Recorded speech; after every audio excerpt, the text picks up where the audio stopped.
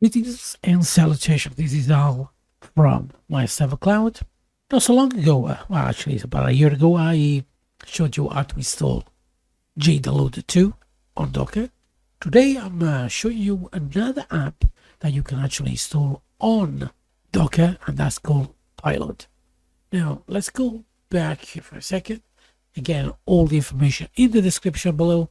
This is exactly the same, really works pretty well, and is fantastic. Again, it's a very small YAML file that we're going to use on Portainer.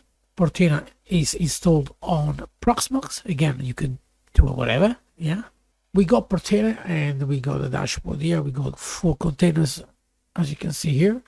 And what you do, you go to stacks, add a new stack, call it whatever you want to call it.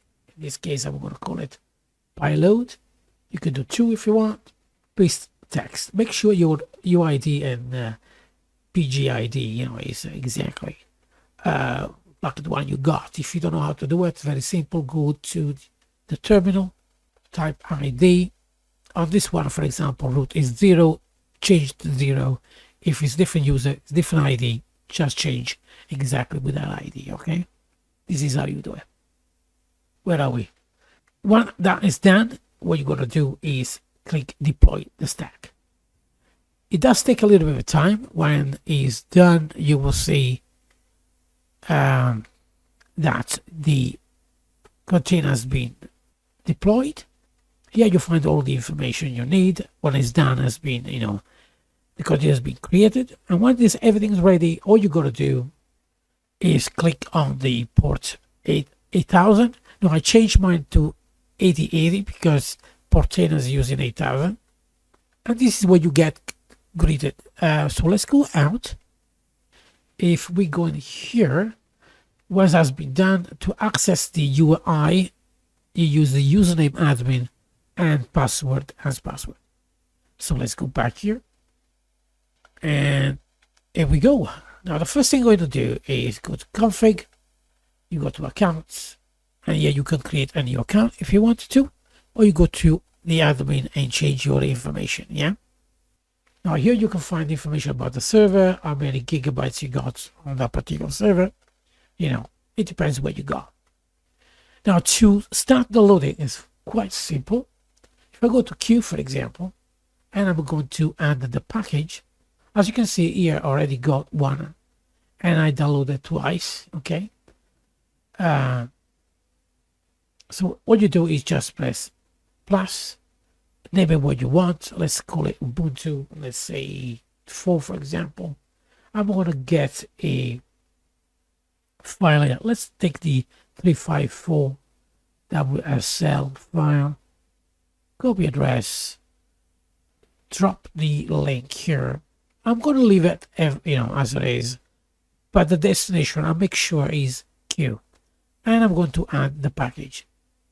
And as it say here has been added, logically it is already started downloading, and you should find the file here downloaded. As you can see, well, I'm running 1.6 gigabits download speed, so this usually gets downloaded in no time. But again, it depends your speed. You might actually see it is taking time to download, yeah, but mine downloaded in no time. But again, you can see here the I can't remember how you call this anyway, but school bar or whatever it's called, where when you click it, you can see it. Now all the files can be easily deleted in this way. Just go on top and delete. You can actually download it again if you want to restart the link. Yeah, you can delete the lot, the actual folder, and the file inside, the entire package, or you can just delete the file. And you can still reuse this if you want to, or you can actually rename it as well if you want to. Think this as a package as a folder, I think. Right? So this is the administration side of it. Admin, you can change your passwords, permissions, what you can do, what you cannot do about that particular user. Here you can restart, you can quit and you can restart PyLoad. Now if I go to configuration, You can change the interface if you want to. Modern, we can go to classic. And if you do that, once you submit, unfortunately, you got to go back to administration and restart the PyLoad. Otherwise, the change it won't be visible. That is the only part I really don't. I don't understand why you need to change rather than restart it rather than just refresh, for example, right? So I go back to config, menu, web interface, classic. I go to Piplex, submit, administratives, and restart PyLoad. And again, that's how you do it. Now we go back to more information about the configuration as soon as reloaded. There we go. So config, here you got all the plugins. This is where this app really shine.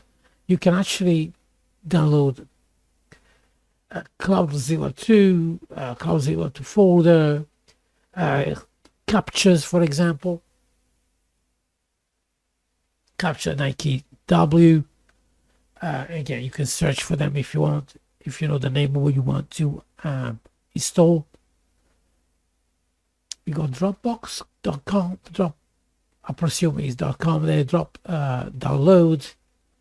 Again, there are so many file websites, for example, FileUp.net, file share. I mean, there are so many different ones you can actually, upload. And there's a lot of things that you can do. For example, here you can actually add users if you want, login, password, and of course you can actually add the type of, again, it depends what kind of a plugins you want to attach to, but make sure you install the plugins first. Yeah, just click on that and you submit. Otherwise it won't work.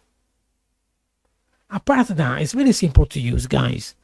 This is more kind of a review rather than installation. I showed you how to do it, but again, all the information in the description below.